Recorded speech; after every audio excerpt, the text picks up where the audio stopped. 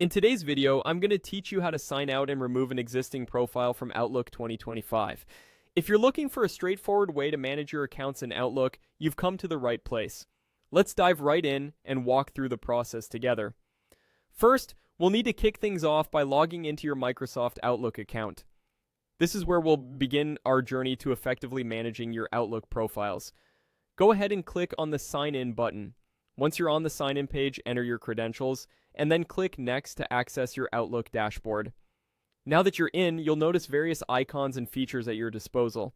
For our purposes, focus your attention on the top right corner of the interface.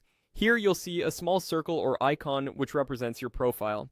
Clicking this will reveal your profile details and, more importantly, provide us with the tools we need to manage your profile settings. Once you've clicked on your profile icon, a drop-down menu will appear. Hover over this menu to uncover additional options. What you're looking for is the set of three dots located beside the email address of the profile that you want to sign out from and remove. It's a subtle icon, so take a moment to locate it carefully. Why are these three dots so critical, you might wonder? Well, they serve as a gateway to more advanced settings for that particular email profile. Clicking on them will open up another set of options tailored specifically to the selected account. After you've accessed these settings, you'll find an option to sign out. Go ahead and click that. This step is crucial. It ensures that you're no longer connected to that email account on Outlook. But signing out is only half the battle if you're aiming to remove the profile entirely. To forget or remove the profile altogether, we need to go another step further.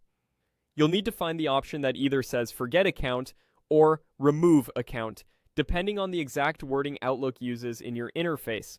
Clicking this option will remove all traces of that profile from your Outlook app, meaning next time you, or anyone else, open Outlook on this device, that particular profile won't automatically log in or be available to access without entering the credentials again. And there you have it. You've successfully signed out and removed an existing profile from Outlook 2025.